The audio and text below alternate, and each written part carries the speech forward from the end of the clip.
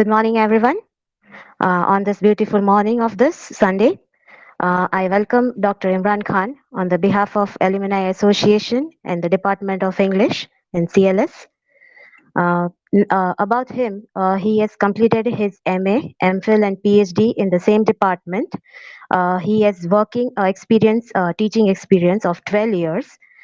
He has published his book, 4 books on ELT and grammar, as well as he has published his 9 research papers. He has written 71 poems in Gujarati, Hindi, English, and Urdu. Uh, 3 English poem has been published on international anthology, and the 2 short stories, and one is on the international journal also. He has been designation of the core committee member of the Alumni Association of the Department of English in CLS, and he is also a founder of ELLS, that is a group of English language teaching. He has a special achievement that he has been selected for the associate academic in IIM Ahmedabad in the year 2015. But due to some reasons, he could not be continued in that journey. He has also received the Pedagogical Innovative Award by GTU, that is by Innovating Counseling by the Gujarat Technological University, Ahmedabad, on 14th Feb in the year 2015. Sir has given the various expert talks, 11 expert talks in the various educational institutes. The sir is going to deal with today's topic, that is on ELT, that is English language teaching. I welcome you, Dr. Imran Khan, and now I hand over the session to you, sir. Sir. Thank you so much. Am I audible? Yes, sir, you are audible. Thank you, Purna, for this wonderful introduction, and good morning to all of you. I'm very thankful to the Alumni Association for giving me this wonderful opportunity. And without wasting time, I will just share my slide so that we can save time and give justice to the topic in the given time. Just let me know once the slide is visible.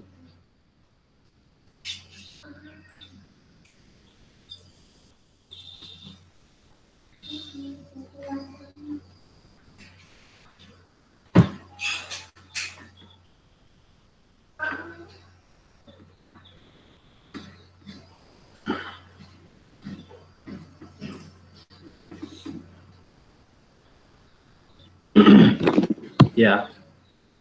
Is it visible, Purna?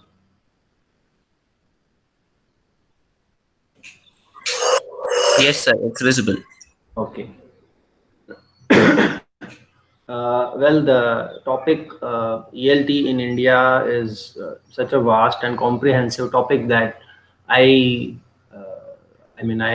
guess that will not be possible to cover all the points in the given time, 45 minutes. But let us see how much we can understand, and few points I have tried to cover in few slides. I hope that that will be useful to the aspirants.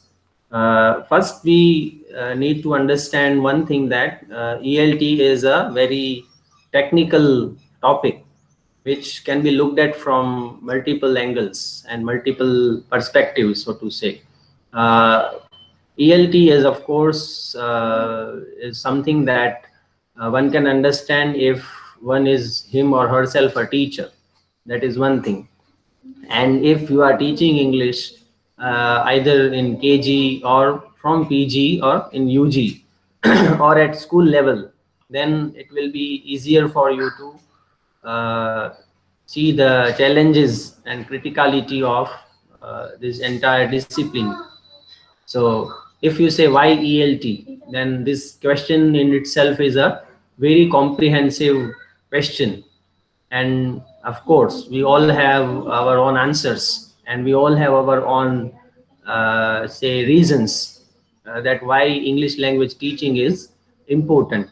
But here I have tried to cover few points from various sources, say some research papers and some books which we all come across. as a student or as a researcher. So here I am not sharing few things as an expert, since it is not I mean okay to say that one is expert in ELT. But yes, of course, we as students and as research students, we come across some say research papers or books or articles, and of course our own classroom experiences. This is all we come across, and we try to understand how ELT is important, say as an occupation also. So first is that is a very well-known fact that English has become a part of IT revolution, and English is spoken by 1.5 billion people around the world, and that is a very open secret now. And so far India is concerned, we can see that in the last 1 decade there is a transitional period in India in field of science and technology. Even in small towns like Junagadh and other small towns, where we find now 15 to 20 engineering colleges. And this shows that how higher education is getting a boom in some small towns also. And we know that such science and technological say education and knowledge is available in English only. So that is one thing, that English has become a part of our own say life. So it is not only a subject anymore, it is now slowly becoming a lifeblood. And that is a very well-known fact, that why English language teaching is important. That is one thing. Another reason is its global say famous global fame. uh, 350 million people use English as a mother tongue, and the rest as a foreign or a second language. And we will see in next few slides how it is divided. English language is no longer a language of now national or cultural or class identity. It is now the language of an internet also. And in last 10 months, we have very well understood it, that due to say lockdown, uh, our online teaching and online education has seen the boom, we can say, which we have ever seen before. And we know that certain platforms like Facebook Live and certain applications for, like we are right now also meeting on Google Meet, and there are other say platforms like Zoom and Teams. So all these applications are available in English. And uh, I am a teacher in a rural area, and I know that the students who were completely unaware of all these things, now they have suddenly become the masters of all these things, and they can easily handle it, they can easily operate it. However, it is in English, but they can understand what it means. And few things which they didn't know earlier, now they know that how it works. And language plays a very important role there.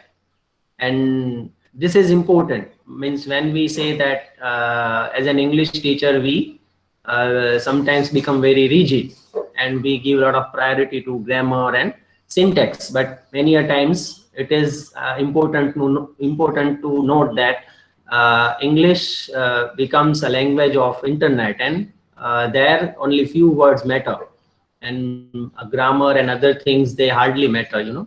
So that is one thing that we also need to keep in mind. 80% of websites use English, and I mean that is third fourth of all of the world mail, and other telexes and cables are in English. Apart from this, we also know that now online reading is also increasing.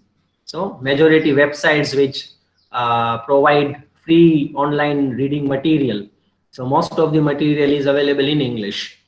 And that's the reason why English is considered to be a lingua franca, a common link to link the world and the nations rather.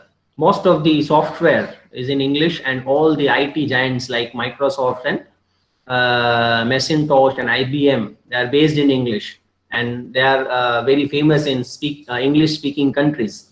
And English is the language that contains all the knowledge in, say, in all the disciplines. So we know this fact that the higher education is very much available in English. And that's the reason why parents also want their children to get admitted in, say, English medium. So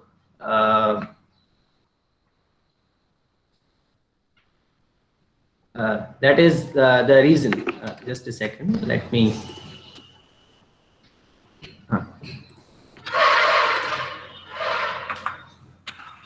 So these are some common reasons which I see as English teachers, which we understand why English is important, and that's the reason why English language teaching is important. So we know that it is like, you know, demand and supply ratio.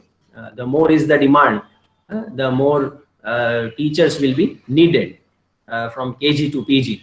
Other reasons of rise of English in India are employability. We know that in last 1 decade we have seen that employability has a lot of importance and connection with English language teaching. We know that most of the interviews are conducted in English, except the government jobs.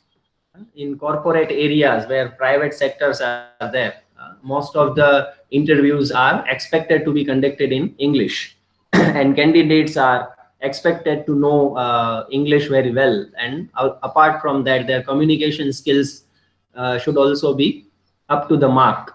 So their English plays a very important role, and that is why we know that in current times we know that the spoken English classes, they are also rising like anything.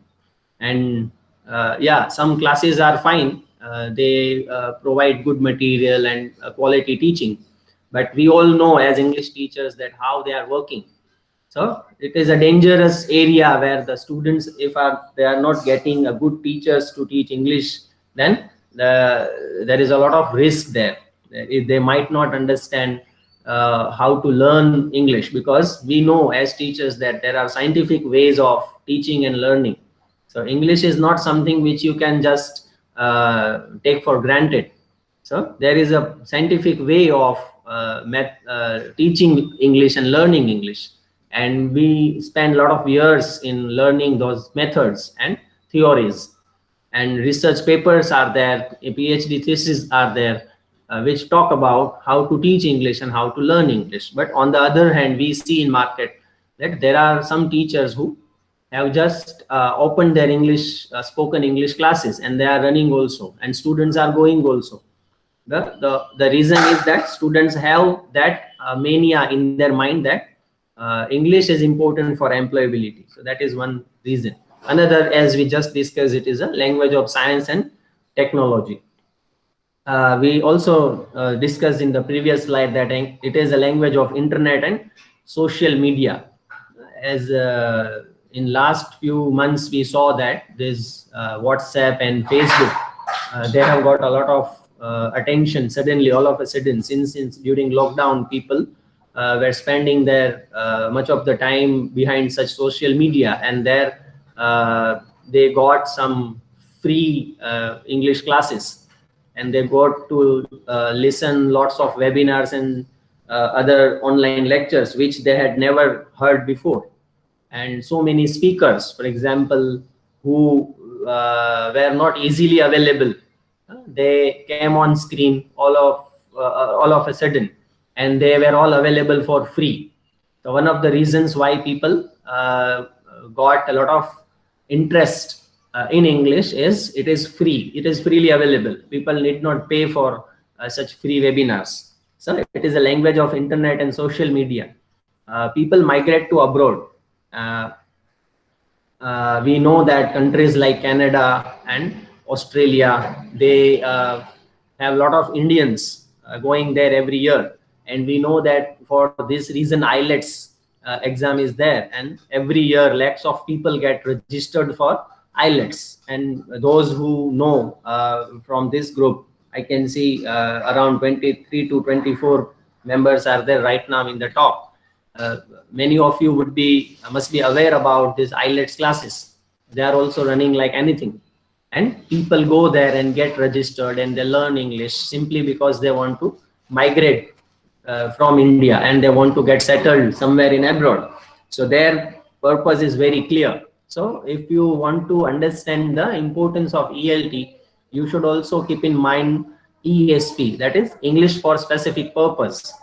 And that has a lot of say link between the two. Why English language teaching is important? Because various people have various purpose, and the purpose differs from person to person, and keeping that purpose in mind, people learn English.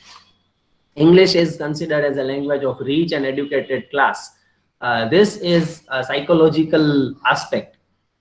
Since Macaulay's time, we well know that Lord Macaulay had launched altogether a different education system in India, and he had injected that mentality in Indian people that if you know English, you are employable or you are knowledgeable. So English then become a sign of knowledge, and English then become a symbol of intelligence and knowledge.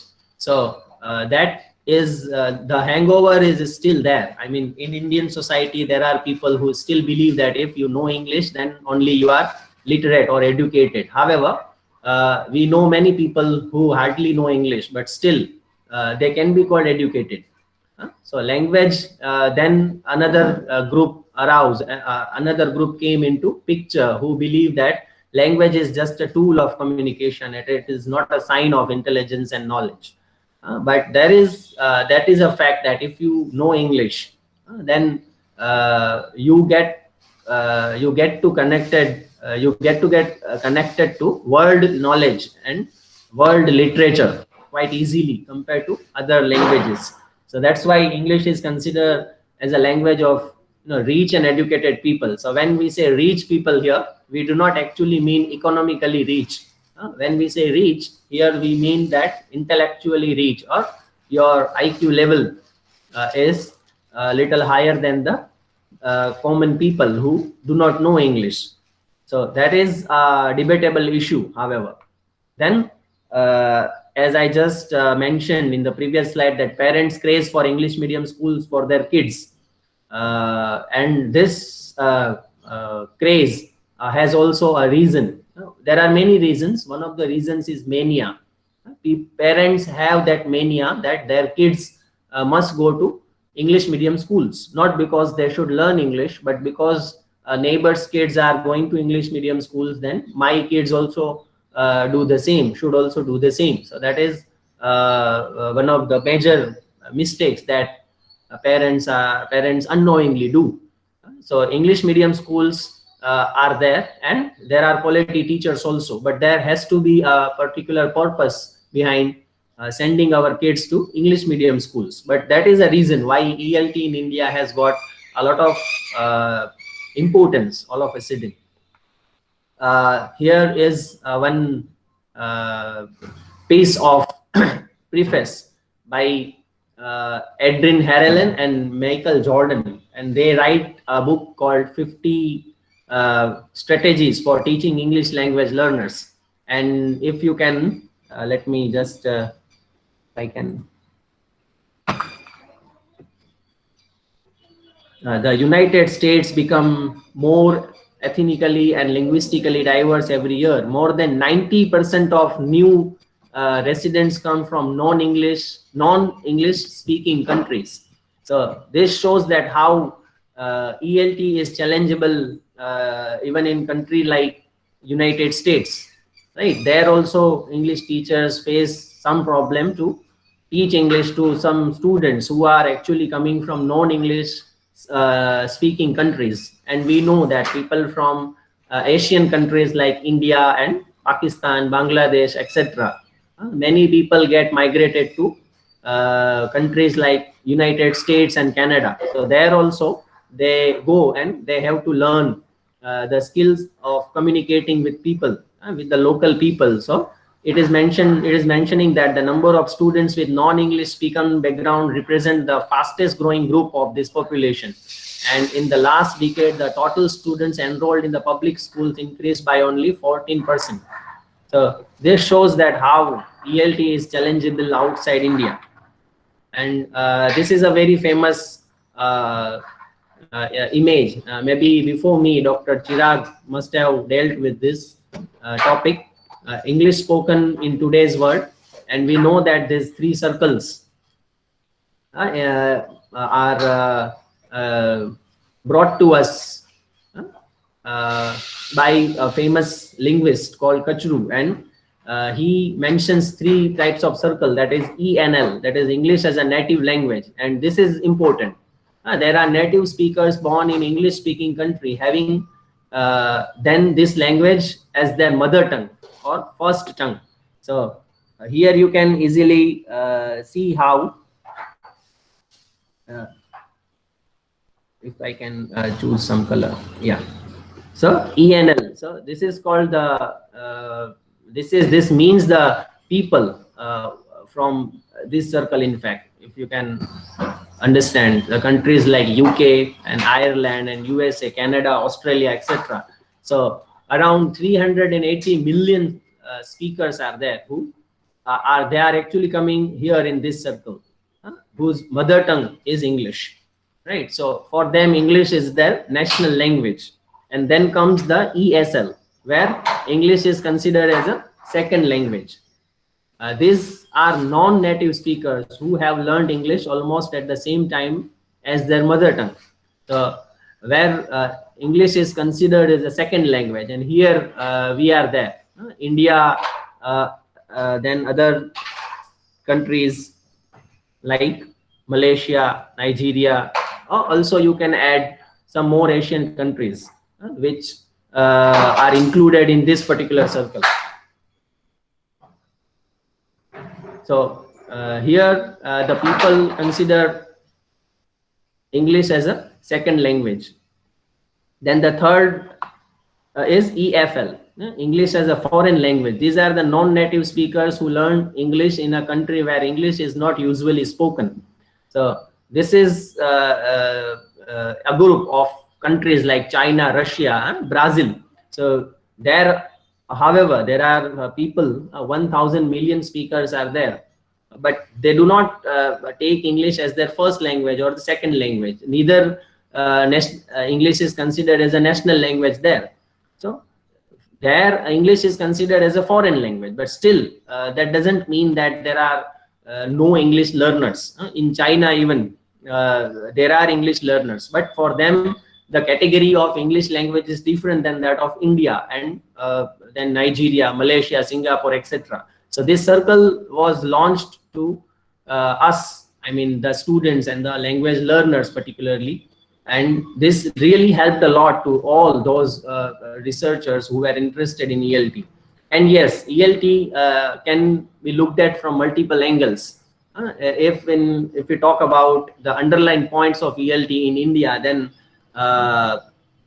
in English was suddenly given an importance because of the trade, because of the commerce, because we know that East India Company came to India and with altogether a purpose of business and commerce, right? So they wanted people who can communicate in English and Indian regional languages both.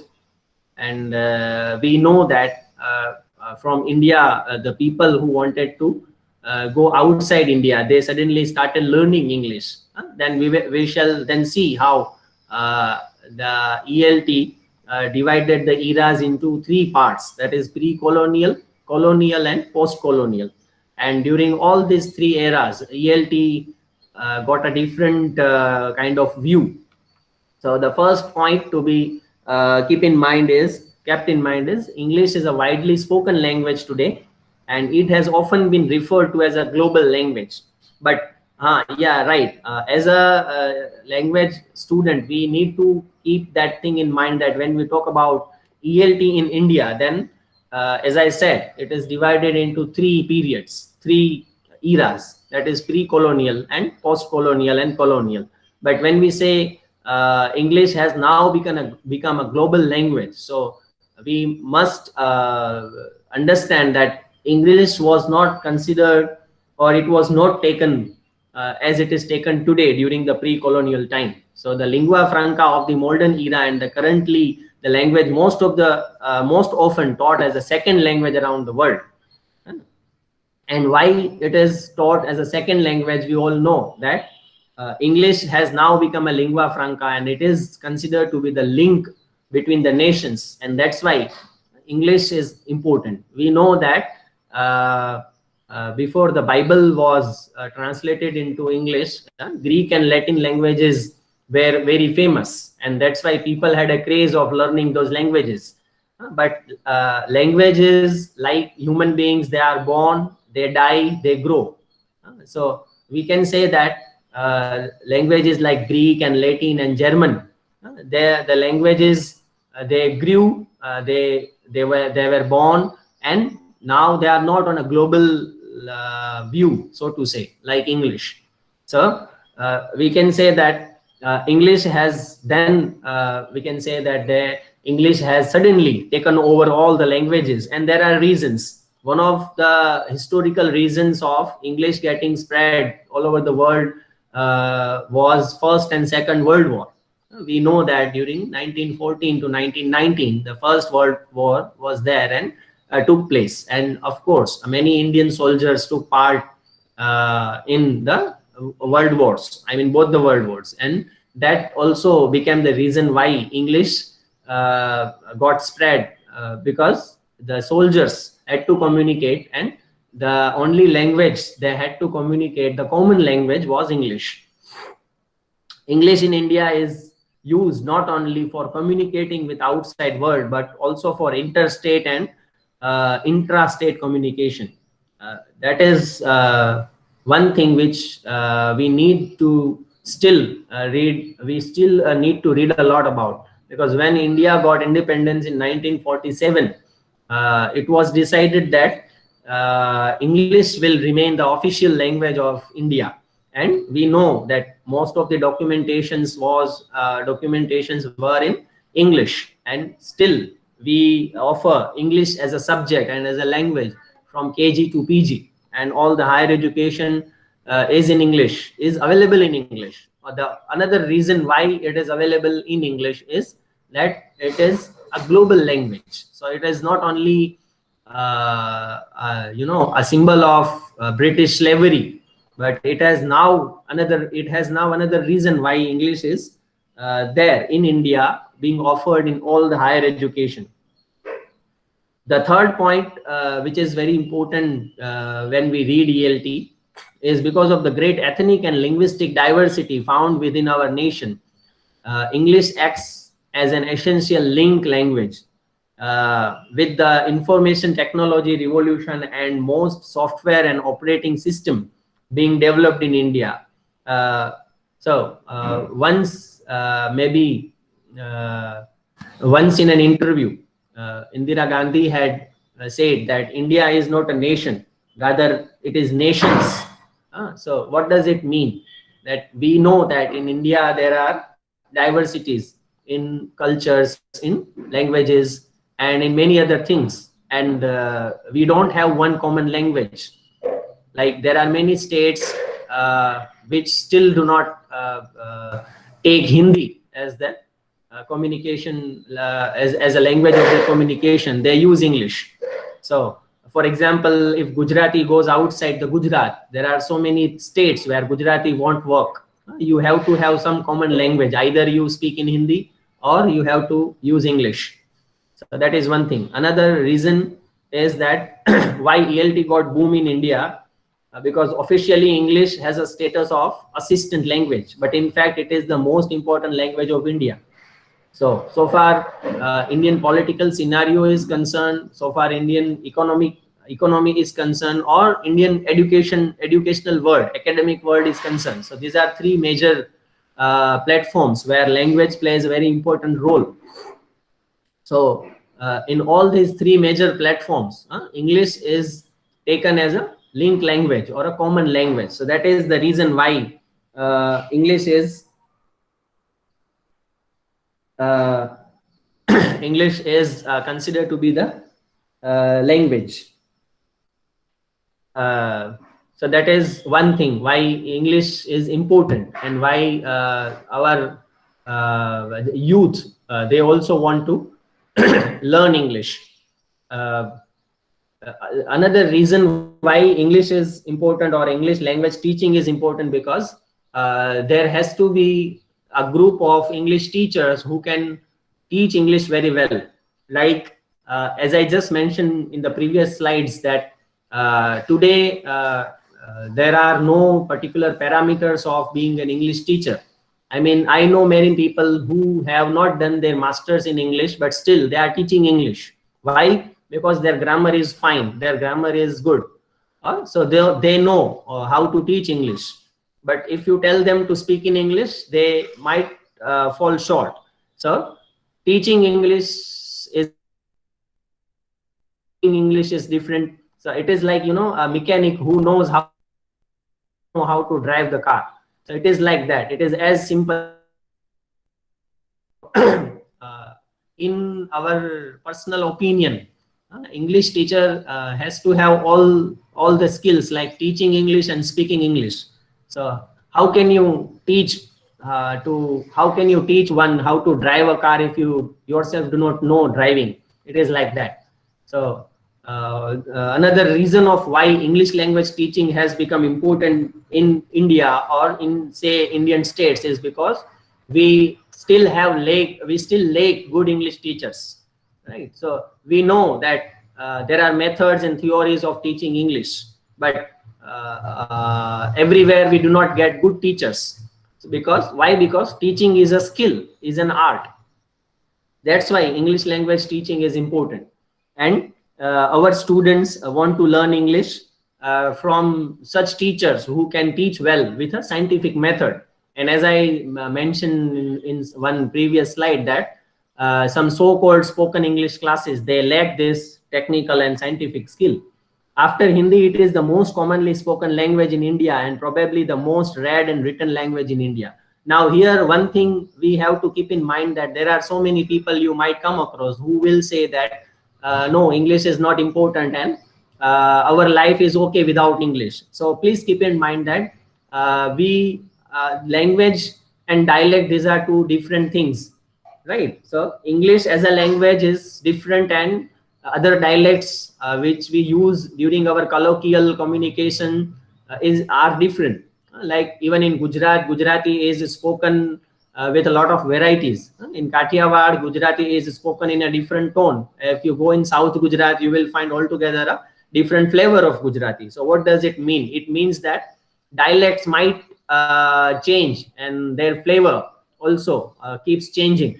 But when we talk about ELT, we talk about the academic language, we talk about the academic writing, we talk about the research, we talk about higher education, we talk about writing research papers. So their compromise with language and grammar, they are not acceptable. Neither they are expected, not they are acceptable.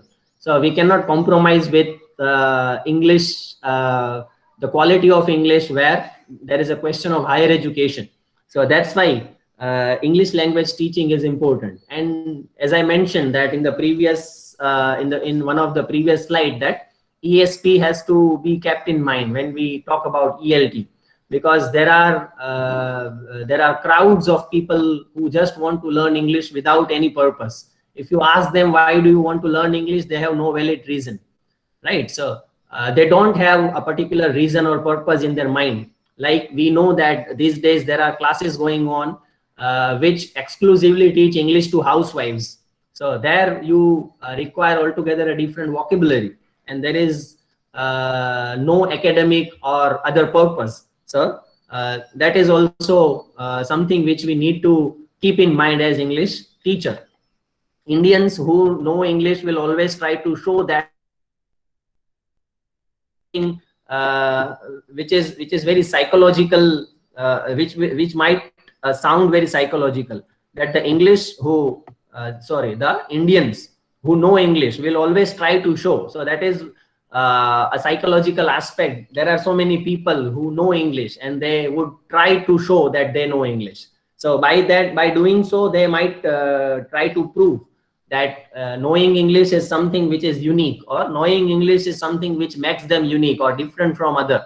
However, as we just discussed, that English or any other language is just a tool of communication, and it is a very good bridge and very strong way to get connected to world knowledge and world literature, which is available only in English.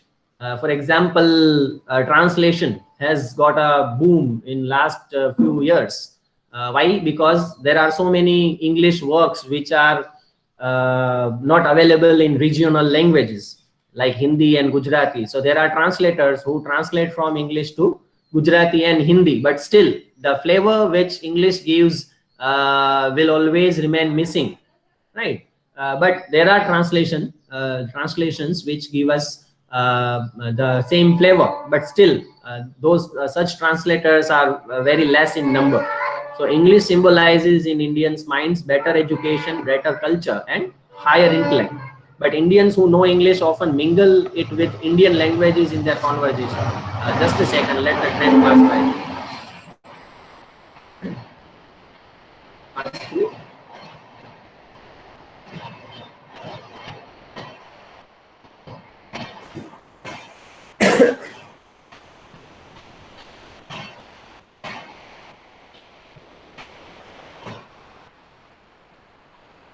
Yes, this also all of us might have experienced this particular point, which I have just kept in a bracket, that Indians who know English often mingle it with Indian languages.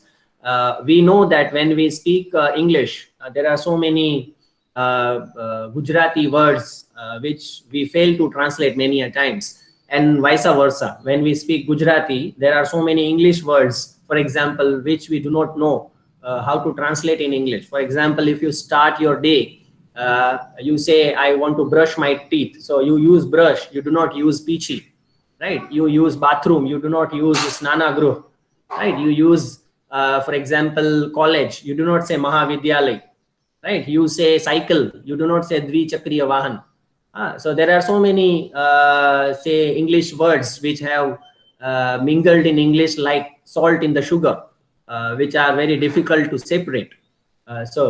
And yes, there are influences of languages, and languages always have mutual influences. We know that if you study the history of English language, then you know that English has influence of many languages like German and Italic and other. And so many German words are now in English, which we all of have forgotten that these words basically derive from German language.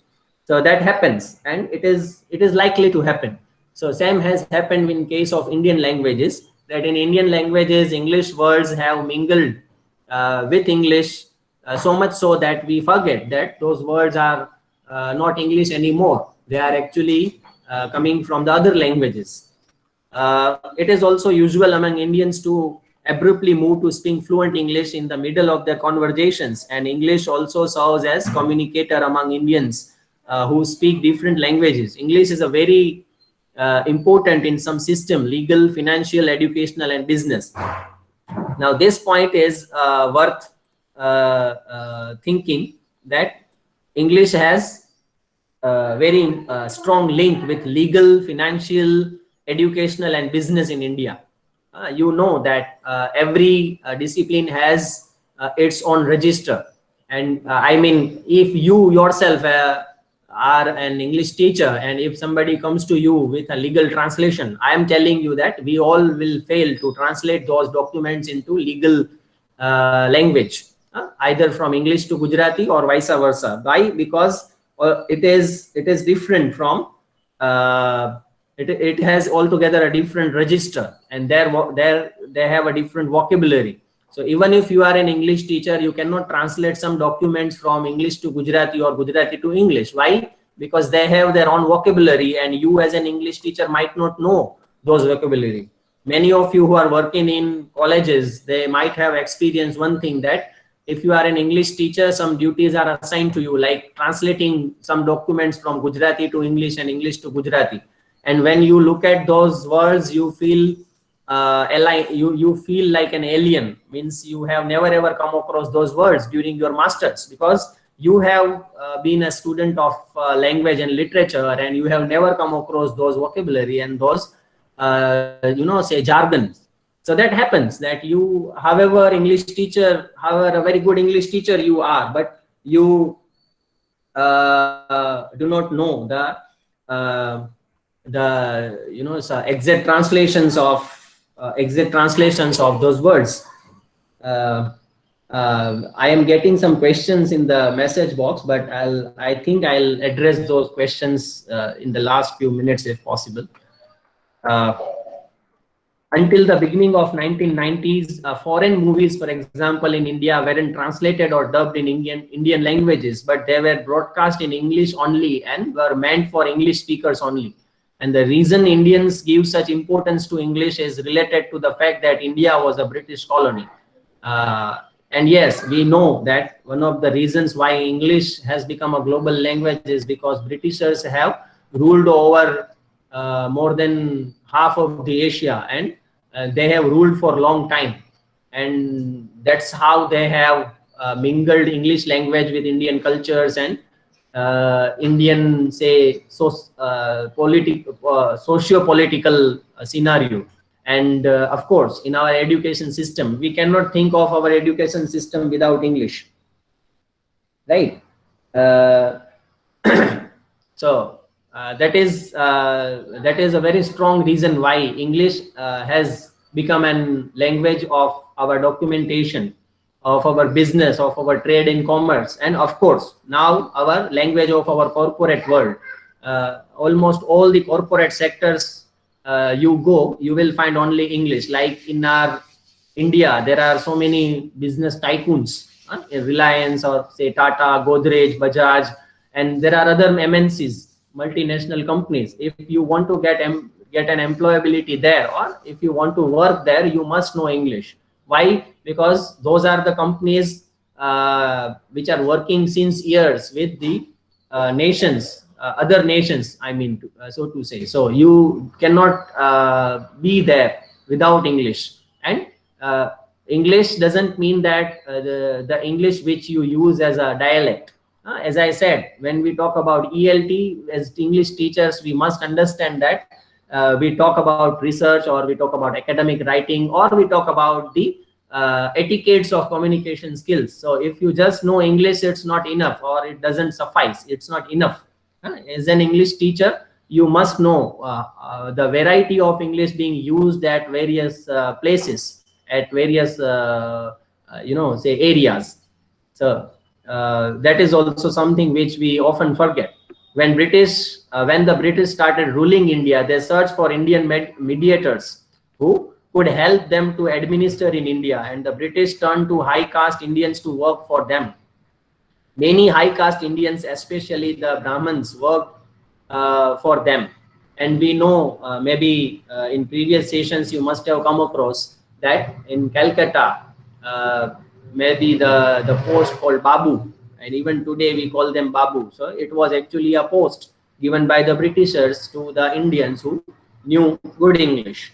The British policy was to create an Indian class who should think like British, or it was said then in Britain, Indians in blood and color, Indians in blood and color, but English in taste, in opinions and morals and intellect. So we can say, of course, that Britishers had a very clear-cut strategy to colonize our minds, and this is how they did it.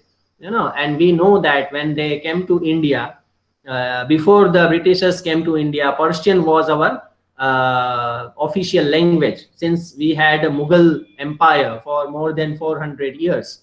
So when they came to India, they came with their culture and literature. Slowly and gradually they started spreading it, and we started thinking that if it is in English, it is elite, or if it is in English, it is sublime. So we forgot our own languages, the classical languages, Sanskrit and say Urdu or Hindi literature, and we started reading Shakespeare and William Coleridge and other English giants. So that is how they started colonizing. However, our own ethical or religious or spiritual heritage was there, and it is still there. So it is not it would not be okay to say that if you advocate English language or English literature, you do not value Indian values. You do. So language then was used as a weapon, but now in Indian society we do not use it as a weapon. It is just a tool of communication.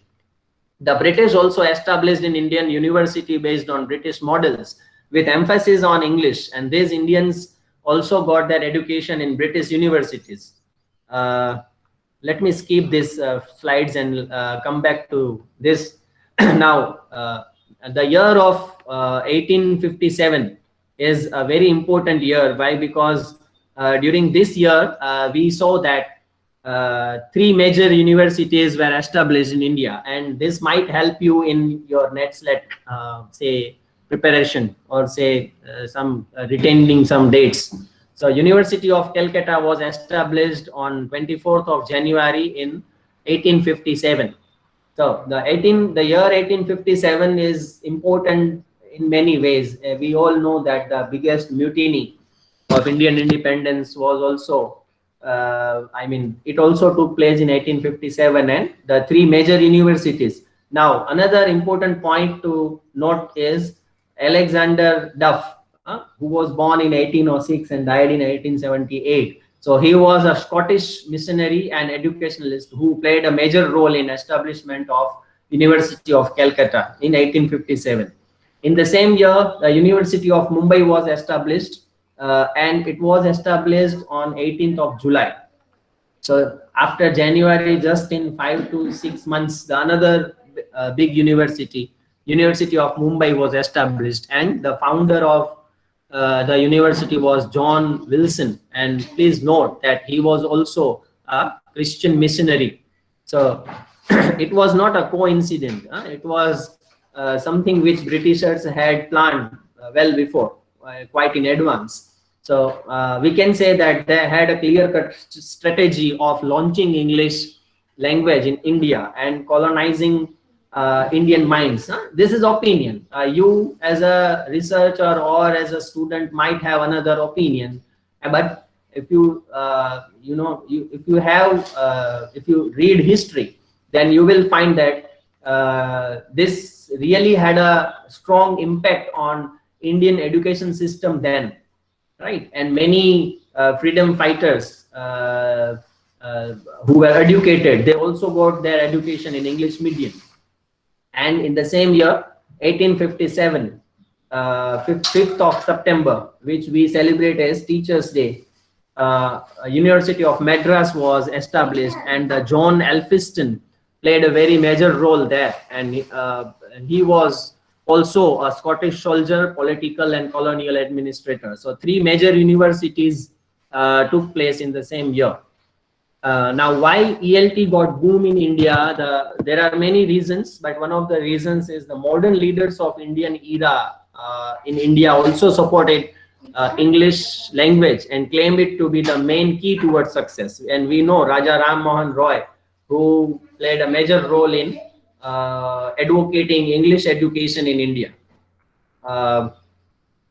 So there are some points that which we must keep on our table when we read about Indian English or the history of ELT in India. The English language came to India in 17th century with the East India Company, and then it was formed to conduct trade with India and other countries in the East. And initially the Britishers tried to learn Indian languages to communicate with Indians, because we know that for any commerce or for any trade, you must learn the language, the common language which the nations used. And then they started special colleges for this purpose, and they also took the help of the translators. But when their political powers increased, they created the British Indian provinces like Bengal, Madras, and Bombay, as we just saw in the previous slide. So the English traders gave more importance to English rather than to Indian languages, and some missionary institutions taught English to Indians.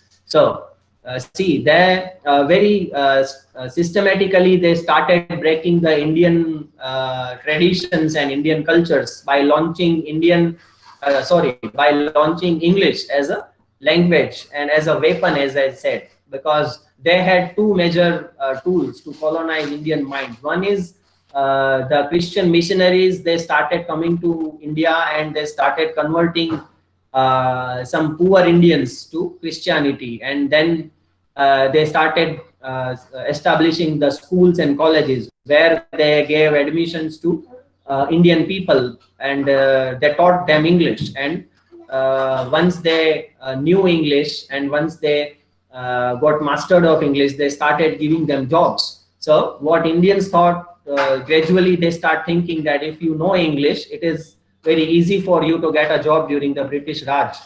So how English came to India, we all know. It's an open secret, and English came to India as a guest with the East India Company. And East India Company started building English universities and schools from 1857, just to get Indian people think that they are intelligent if they know English. Now this is, we can say, it is a punchline of our say this particular session, that what Britishers had in their mind was that they just wanted to convince Indians psychologically, mentally, culturally, that if they know English, they are intelligent. If they do not know English, they are not. So this is what they wanted to do, and they succeeded. And the hangover of that strategy is still alive. It is still breathing. And we know that even in Indian society, even today, there are people who believe that if they know English, they are intelligent. If they do not know, they are not. So, however, as an English teacher, it is our duty to draw a line between these psychological misunderstandings. Lord Macaulay, as we know, had a very clear-cut strategy, and Macaulay had two purposes.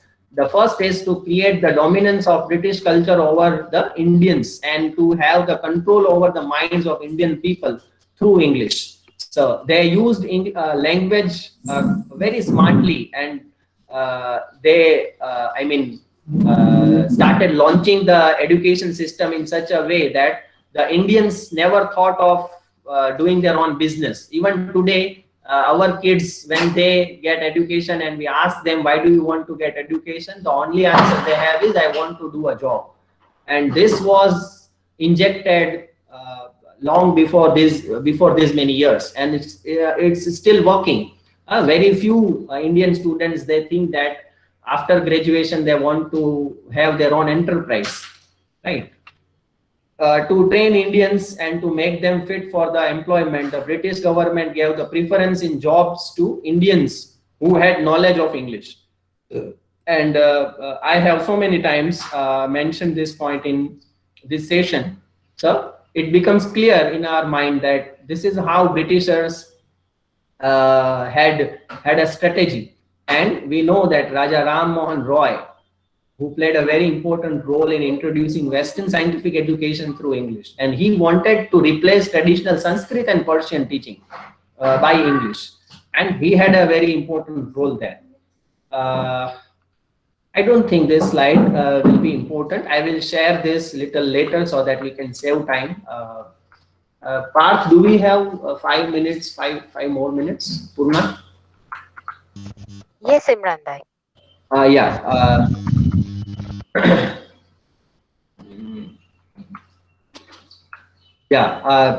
This might help you in your NET-SLET exam. I mean, not this, I mean such questions often are visible in our papers. Like the first book written by an Indian in English, Travels of Dean Muhammad. It is not Dean Muhammad.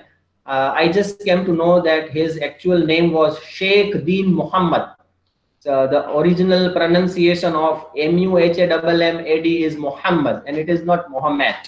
But why? Because it was written during the 18th century, and then, as I said, that Persian was our language of Persian was our national language.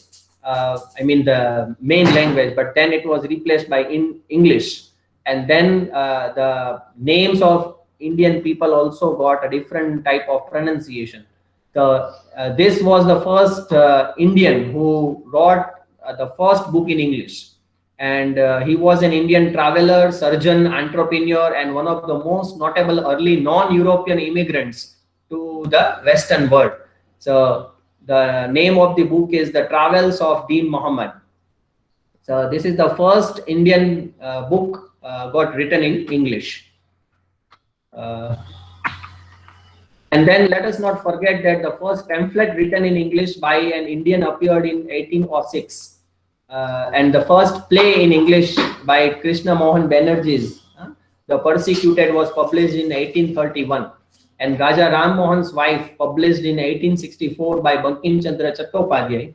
And it is generally regarded as the first Indian novel in English. Now, these are not important just to remember for the sake of exam, but these are important because look at the dates.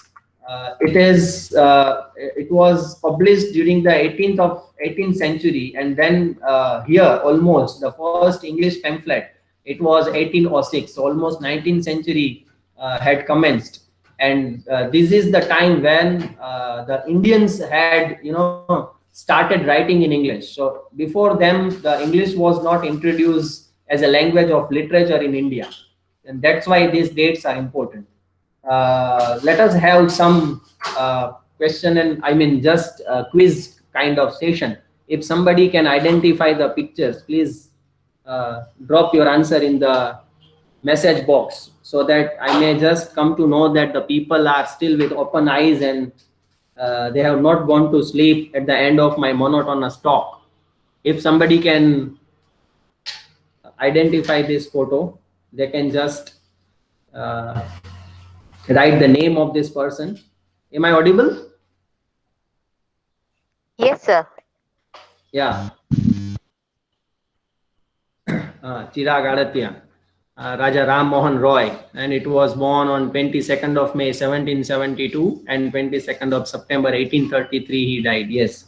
Thank you, Chirag. Who is this? And I'll be happy if you can tell me the date of birth and date of death also of these people. Anybody besides Chirag?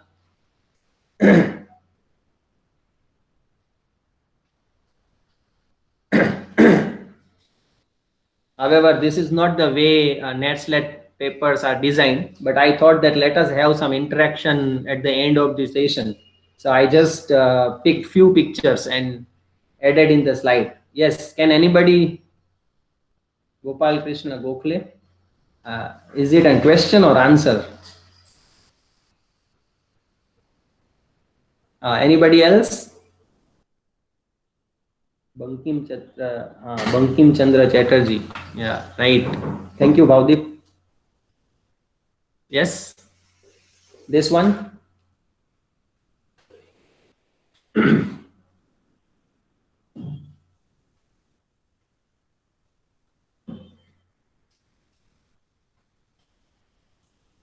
Can anybody know this person?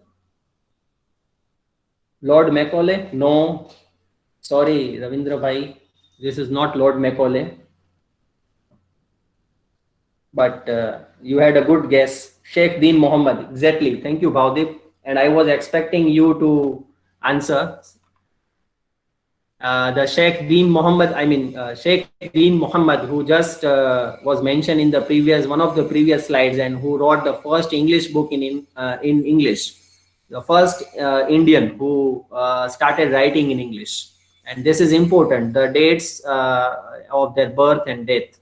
Yeah, this is very easy. Anybody can answer. Even a KG student can answer. This is too easy. Except Bhavdeep, anybody else can, because Bhavdeep has his research in Indian writing in English, so it will be very easy for Bhavdeep to answer. But anybody, especially the readers who have just started reading.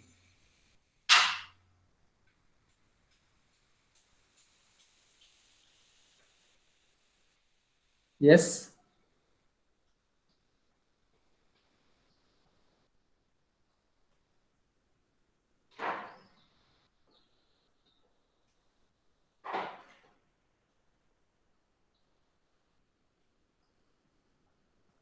Yes, anybody? This is Mulk Raj Anand, right? Yeah, and the last one. This is too easy.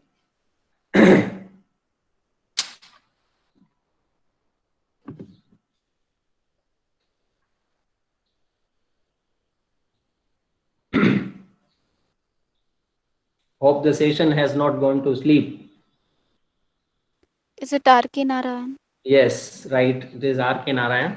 Now the slide itself is very important because you can see all the Indian writers, the first Indian writers during the first few eras in India, and who started writing in English, and their works are still alive. So with this, I end from my part. From my end, it is over. I hand over the session to the moderator and the participants if they have anything to ask. Thank you. Thank you, Panda. Participants are requested to drop their questions or can unmute themselves. There is one question by Nitin Pitaria. Uh, he has asked earlier, what is the difference to look at the English language between the outer and the expanding circles? This is the first question. And the another question was, why was English got much importance in outer circles, and what can be the reasons?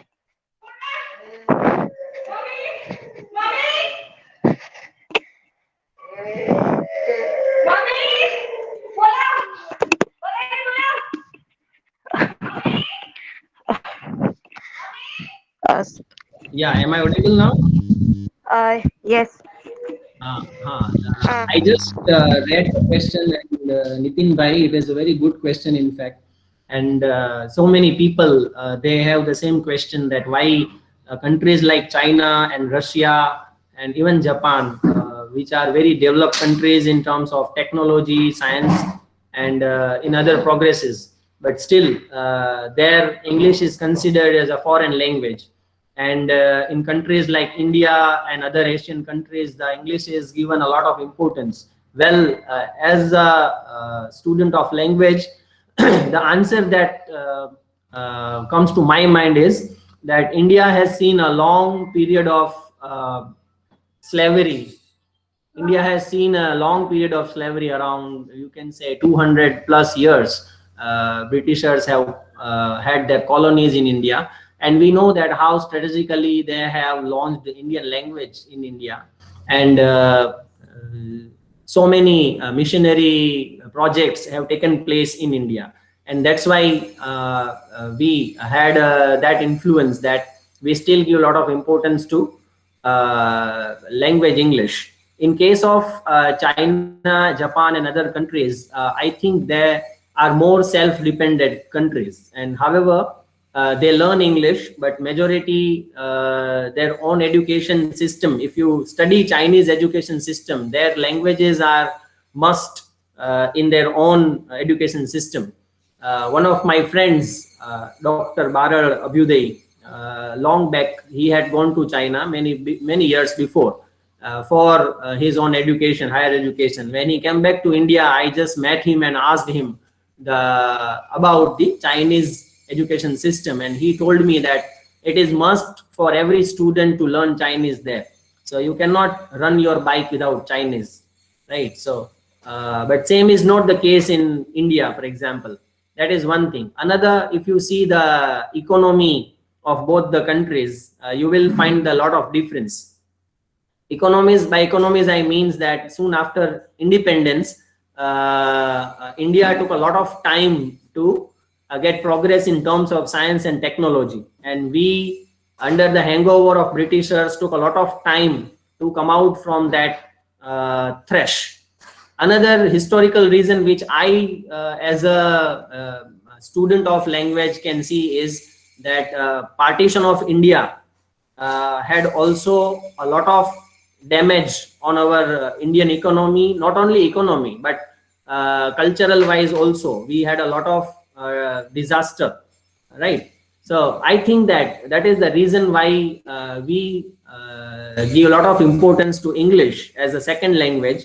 and there English is considered as a foreign language. I'm not sure whether my answer would satisfy Nitin Bhai, but this is what I think. This is not an expert answer. This is an answer which comes to my mind while reading the history of language. Thank you. Good morning, sir. Hello. Am I Ah, audible? yes, yes. Sir, as you said there, for learning or English language or teaching English language, we must follow some scientific rules or scientific ways are there. Okay. Hmm. So if it is needed, okay, so how it is needed and which are the scientific rules or methods are there for learning or teaching English language? Will you please Um, elaborate that? Thank you. this is the question which I was expecting someone to ask. Thank you so much for. Now, see, we as students have learned English before many years, and now the scenario is changed. When we used to be the students in our school, we didn't have such tools. The I mean the tools which our kids have today, like online teaching and so many other things were not available then. And then we had only blackboard and white chalks and a teacher who used to teach us from the books, and at the most from nownets and from other grammar and other things. So we hardly knew the world outside. And I mean, our generation, we came into contact with internet very later. So we didn't know that English can be taught or can be learned from other ways also. So far, if so far English language teaching in the current scenario is considered, you know very well that there are so many scientific ways. Scientific ways means if you have read about neurolinguistics, I was just reading about it, neurolinguistics, and I came to know that in our mind there is a particular part which detects only language. So in world there are hardly 8 to 9 laboratories, language lab, where such experiments are taking place, where they have the learners of different languages, whom they teach languages using these scientific methods. I mean that for example, we know that it is very difficult for a Gujarati speaking student to learn language. I mean, if you talk about the rural area students whose primary education is very poor, but how come a person learns language without going to school and any classes? We all know Gujarati. We have never ever gone to any classes. We have never gone through the Gujarati spoken classes. Still, we speak Gujarati, or a child speaks the language which he or she is surrounded with. That means there is some scientific mechanism is there inside our mind which detects only language. So keeping the same scientific methods in mind, there are some scientific ways which work. And you know that now grammar translation method is slowly and gradually disappearing. There are teachers who just speak in English in the classroom, and their students suddenly started speaking in English. The reason is, the more you listen, the more you speak. The condition is that you must have some good teachers who speak in quality English, because as is the input, so will be the output.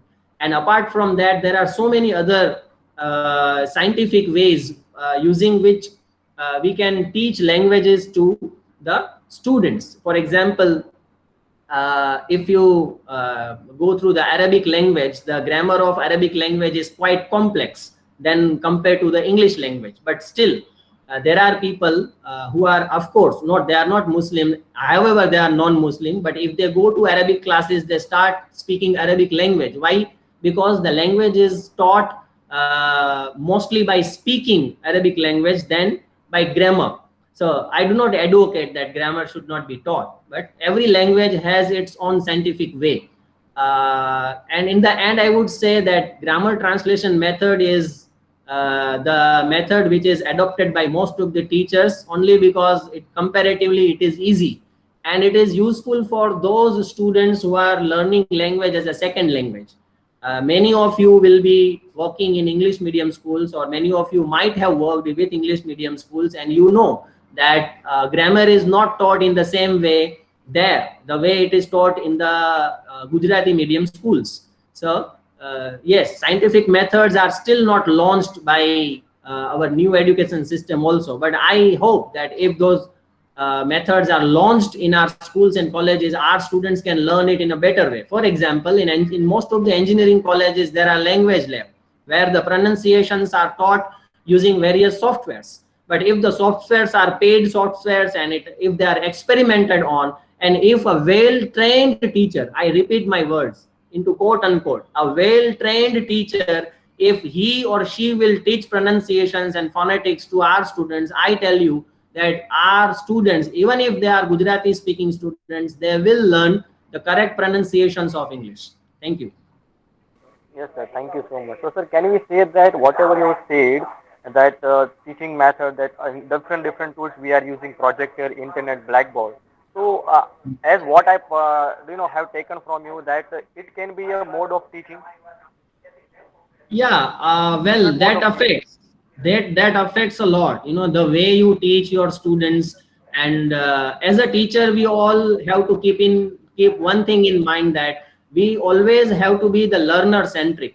There are so many methods, there are scientific methods, there are non-scientific methods, but we always have to keep one thing in mind, that how our learner learns. In my case, I have the students who are coming from a very rural area, so there my scientific method might not work. So I always have to consider the mode of teaching, keeping my students in mind. I mean, what is their priority? Because ultimately the purpose of teaching is learning. We as teachers are also doing one more mistake, that we give a lot of importance to tools and teaching methods. In my opinion, the more priority should be given to learner and learning. So we should become more learner centric than becoming more teaching centric. So I think this sentence will answer all your questions. Thank Thank you you. so much, sir. Thanks a lot.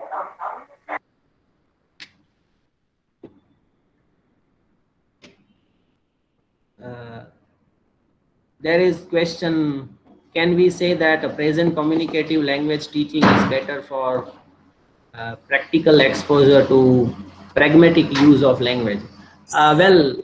People have different opinion about pragmatic, being a pragmatic, or the word pragmatic itself is very confusing for so many people. But yes, one point that you say, I think this is Komal. One point that Komal is underlining, that can we say that the present communicative language teaching is better? Uh, the same answer which I just gave, that the communicative language teaching is better or not, who will decide it?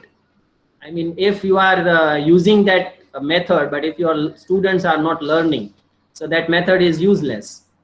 So any method or any theory, right? If you are adopting that theory, but if your students fail, and yeah, one more thing, that in our education system, we have given very less importance to communication skills. However, it is there as a subject in higher education, or even in engineering and diploma. But we all know that we are not satisfied with that, because most of the examination or the system of examination are such where students memory power is checked.